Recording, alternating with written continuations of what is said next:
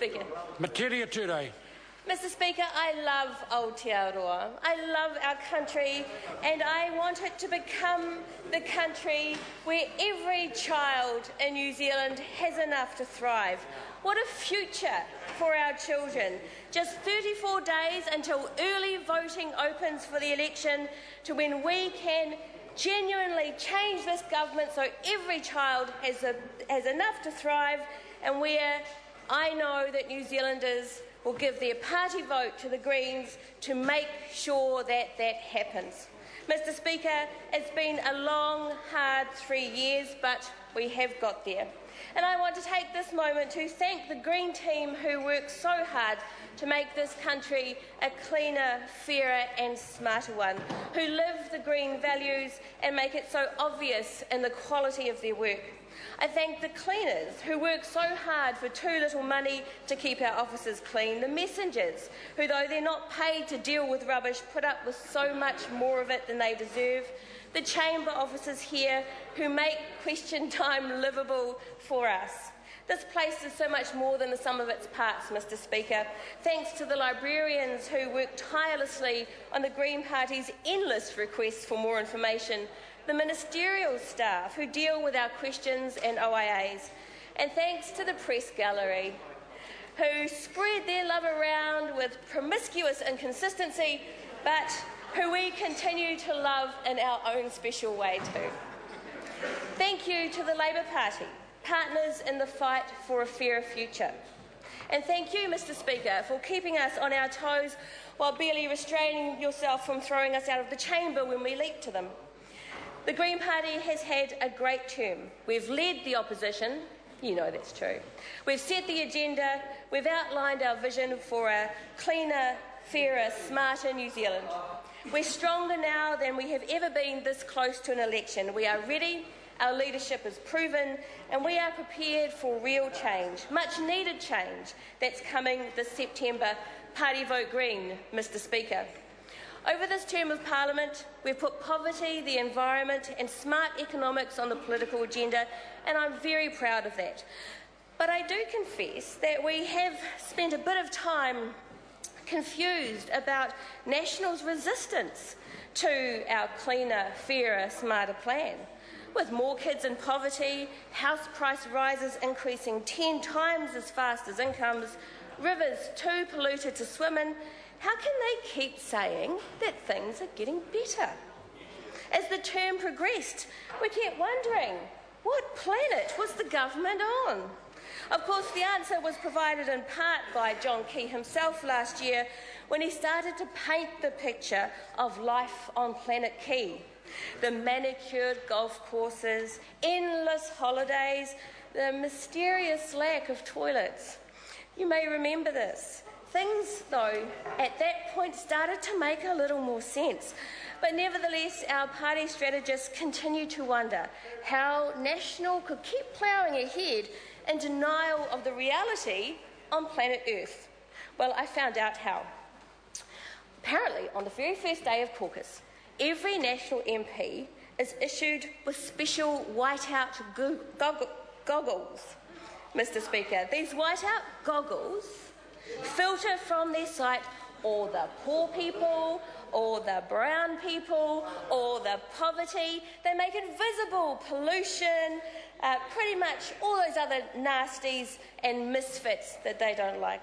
They leave National's world as white as the purest toilet paper.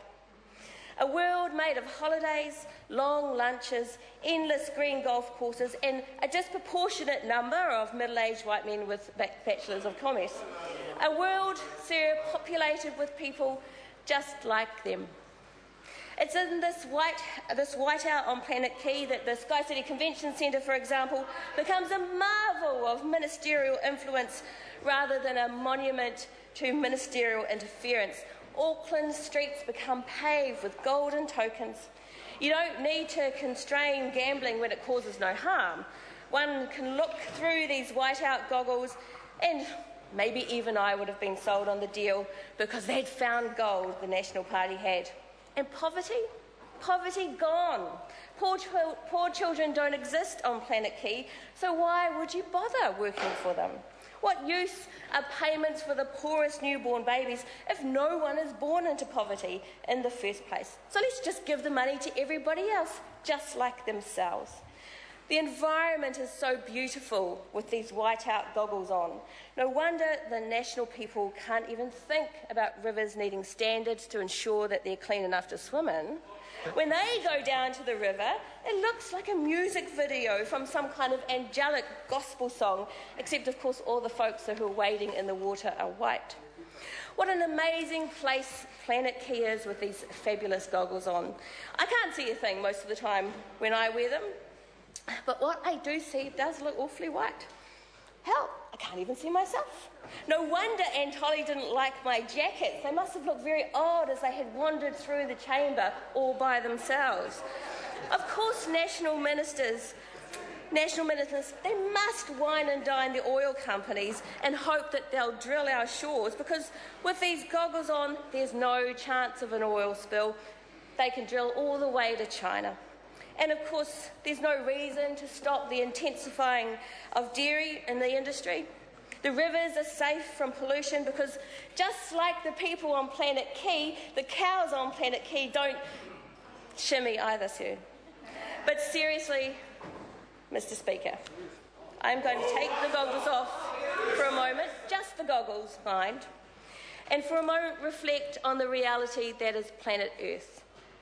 This beautiful place, Aotearoa, New Zealand, is a great country who has risen above the fray in the past and whose time to shine has come again. Over the past years, the Green Party has challenged the dim and privileged view of the future that the National Party has for us. We have challenged John Key's lack of aspiration for our environment, for our economy and for our people, and for his unwillingness to spread the benefits around. We have exposed his denial of the families who are living in the greatest need in this country. We've been described in the Greens as the real opposition, sir, and as we have mapped out our vision for a cleaner, fairer and smarter future. And our vision, sir, is grounded in the possible. John Key governs as if there are three things that are inevitable: child poverty, dirty rivers and a third term. No. The Green Party says that none are inevitable at all. Mr. Speaker, poverty, as Nelson Mandela once said, is not an accident. Like racism and apartheid, it is man-made and it can be removed. Every child can have enough to thrive. It is the duty of those of us who have the power to ensure that they do. Thank you, Mr. Speaker. Poverty is not the cost of prosperity, just as dirty rivers are not the cost of progress. In the same way that New Zealand led the world by making a stand against nuclear power, we too can make a stand against child poverty and for our environment. We can have a smarter, cleaner, fairer economy that innovates and which measures its success in the well-being of the people that it serves.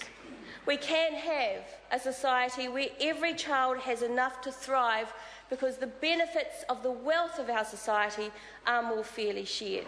We can have an environment that is clean as a birthright for our children and which continues to provide for our economic well-being well into the future. We have an opportunity, Mr. Speaker, this September 20, to challenge the old fossil thinking and to steer a course for a cleaner, a fairer and a smarter future, one where every child can thrive. So this will be the country that I love the best. Thank you, Mr. Speaker.